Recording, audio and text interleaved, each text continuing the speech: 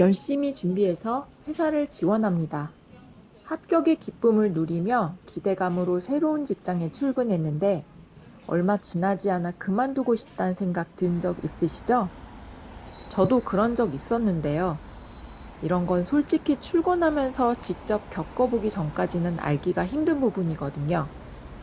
그래서 오늘은 퇴사해야 할 회사에 대해서 이야기해 보려고 해요. 취직이 아무리 힘들어도 반드시 걸러야 하는 회사가 있거든요. 그런 회사들은 다녀도 몸과 마음이 금방 지칠 수 있기 때문에 그냥 참고 버티는 게 답은 아니에요. 개인적인 경험을 말씀드리는 거니까 상황마다의 차이는 있을 수 있는 점 감안해 주세요. 첫 번째, 근로계약서를 안 쓰는 회사. 출근했는데 하루 이틀 만에 근로계약서를 쓰지 않는 회사. 출근 전에 연봉 조건을 미리 알려주지 않는 회사.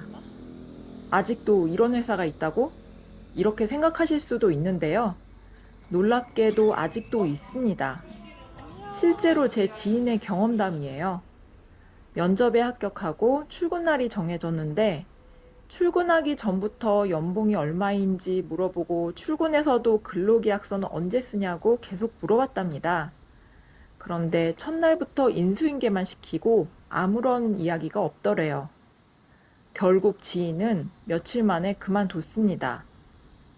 이런 회사는 빨리 나오세요.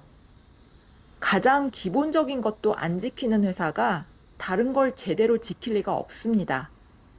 이런 회사는 뒤도 돌아보지 말고 바로 나오세요. 두 번째, 5인 미만 회사. 1년 정도 5인 미만 회사에 다녀본 적이 있었어요. 큰 조직과는 다르게 규모가 작으니까 여러 가지 일을 혼자서 처리하는 경우가 많았는데요. 저는 나중에 제 일을 하는 게 꿈이라 다양한 경험을 할 수 있다는 측면에서 작은 회사에 다니는 것도 꽤 의미 있는 경험이라고 생각했거든요. 물론 5인 미만 회사도 잘 맞는 사람이 있을 거예요. 하지만 그런 장점에도 불구하고 직접 다녀보니까 치명적인 단점이 있더라고요. 소규모 인원들만 있으니까 한 명이랑 조그만 갈등이 생겨도 그 여파가 상당히 크게 다가온다는 거였어요. 어느 조직에 가든 안 맞는 사람 하나씩은 있는 그런 법칙이 있잖아요. 그게 작은 회사라고 해서 예외는 아니거든요. 사람이 많으면 스트레스 받는 상황이 생겨도 어느 정도 완충되는 부분이 있는데 소규모 조직에서는 그런 것 없이 그 영향을 그대로 다 받는 느낌이었어요. 스트레스에 강하다, 타격감이 제로다, 이런 분들 아니면 5인 미만 회사는 신중하게 생각하시길 바래요. 세 번째, 초과 근무를 강요하는 회사.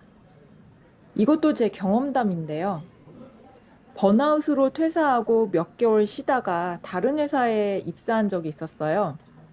전처럼 힘들게 일하고 싶진 않아서 선택한 회사였고, 저는 야근하지 않기 위해서 9시부터 6시까지 열심히 제 할 일을 했죠. 그런데 일주일 정도 되니까 이사님이 저를 불러서 뭐라고 하시는 거예요. 하시는 말씀이 너무 얄밉게 9시에 출근해서 6시에 퇴근하지 말래요. 보는 눈이 많다나요? 일을 더 한다고 야근 수당을 주는 것도 아닌데 말이에요. 다른 직원들도 다 자기 할 일 끝나면 퇴근하는 분위기에서 왜 저한테만 그랬는지는 모르겠지만 어쨌든 새로운 사람이 그러는 게 얄미웠나 봅니다. 연봉까지 타협하고 갔는데 그 사람의 비위를 맞추려고 제 워라밸을 포기하고 싶지는 않았어요. 상황상 초과 근무를 하는 상황은 가끔 생길 수 있지만요. 그걸 당연하게 여기고 강요하는 회사가 있다면 생각보다 빨리 몸과 마음이 지치게 될 거예요.